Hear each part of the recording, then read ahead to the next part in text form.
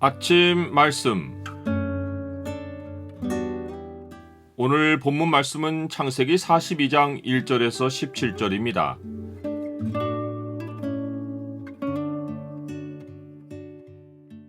의에 기초하지 않은 일은 결국에 무너져 내린다. 오늘 본문을 약속의 창으로 보면 하나님의 계시가 정확히 이루어진 증거가 무엇인지가 보입니다.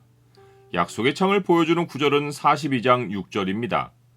때에 요셉이 나라의 총리로서 그 땅 모든 백성에게 곡식을 팔더니 요셉의 형들이 와서 그 앞에서 땅에 엎드려 절하매. 온 지면에 기근이 있고 가나안 땅에도 기근이 닥칩니다. 기근이 한 해로 끝나지 않고 계속 진행되어 온 세상에 기근이 심해지자 애굽 백성만 요셉을 찾아가서 양식을 산 것이 아니라 각국 백성도 양식을 사려고 애굽으로 들어와 요셉에게 이릅니다. 야곱이 주변을 지켜보니 가나안 사람들은 애굽에 양식이 있다는 것을 알고 행렬을 지어 애굽으로 양식을 사러 가는데 자기 아들들은 아무 대책 없이 그저 하던 대로 하고 살고 있습니다. 야곱은 아들들에게 답답함을 토로하며 너희는 어찌하여 서로 바라보고만 있느냐? 내가 들은즉 저 애굽에 곡식이 있다 하니 너희는 그리로 가서 거기서 우리를 위하여 사오라. 그러면 우리가 살고 죽지 아니하리라 라고 말합니다. 이 말을 의역하면 너희는 어찌하여 서로 구경만 하느냐? 애굽에 곡식이 있다고 하니 가서 구해와야 우리가 안 죽을 것 아니냐입니다. 야곱의 말에서 여호와 하나님을 믿는 가정의 독특함을 찾을 수 없습니다. 지극히 평범한 가정사의 한 장면입니다. 야곱은 자기 아들들을 애굽으로 보낼 때 베냐민을 형들과 함께 보내지 않습니다. 야곱의 생각에 재난이 그에게 미칠까 두려워했기 때문입니다. 이 재난에 대한 염려는 열 아들에 대한 불신에서 비롯된 것입니다. 그는 요셉이 짐승에게 찢겨 죽은 것이 그냥 일어나지 않고 자기 아들들이 요셉을 미워하여 짐승이 공격해도 방관했기 때문이라고 생각하고 있는 것입니다. 그러하니 그들이 베냐민마저 지키지 않고 죽는 자리로 내몰 수 있다는 생각에 함께 보내지 않은 것입니다.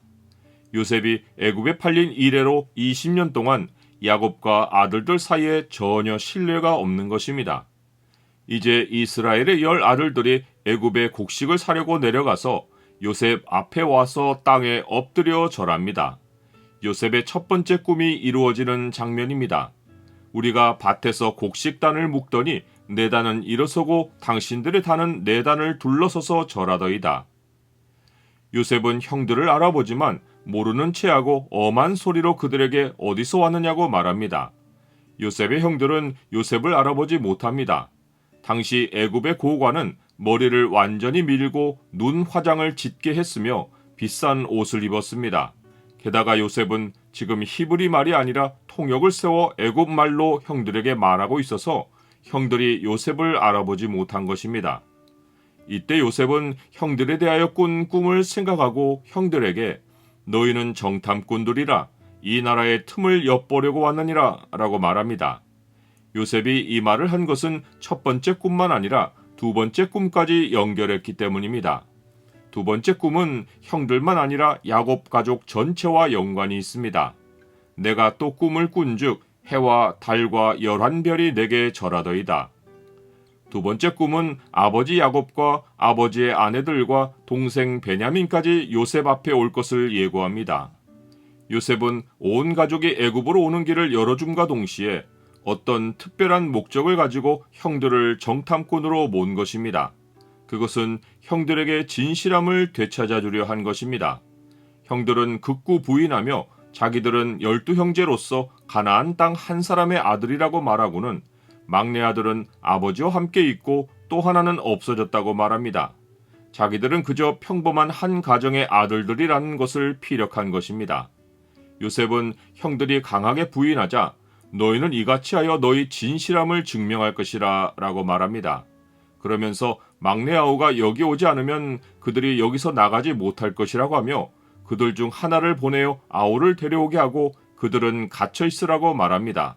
그러면서 내가 너희 말을 시험하여 너희 중에 진실이 있는지 보리라 라고 말합니다.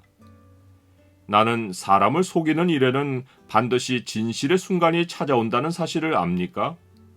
야곱의 12아들은 하나님이 택하신 나라의 조상이 될 것인데 그들에게 진실함이 없다면 그들은 의로운 나라가 될 수 없습니다. 잠언이 공의는 나라를 영화롭게 하고 죄는 백성을 욕되게 하느니라 라고 말씀하듯이 이스라엘이 하나님의 영광을 나타내는 나라의 예표가 되려면 자손으로 퍼져나가기 전에 의가 먼저 세워져야 합니다. 이것은 형통 이전에 하나님과의 의로운 관계가 먼저 견고하게 세워져야 하는 것과 같습니다. 요셉은 이 의를 형들에게 다시 찾아주려 한 것입니다. 너희는 문들을 열고 신의를 지키는 의로운 나라가 들어오게 할지어다.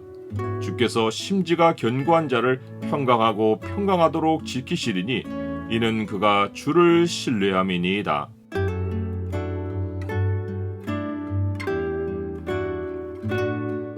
주님, 주께서는 항상 저의 중심에 진실함을 원하십니다. 사람은 속여도 주님을 속일 수 없고 의에 기초하지 않은 모든 일은 결국 무너져 내립니다. 주께서 저에게 의를 선물해 주셨으니 거짓을 멀리하고 의를 지키며 살게 하옵소서. 예수 그리스도 이름으로 기도드립니다. 아멘.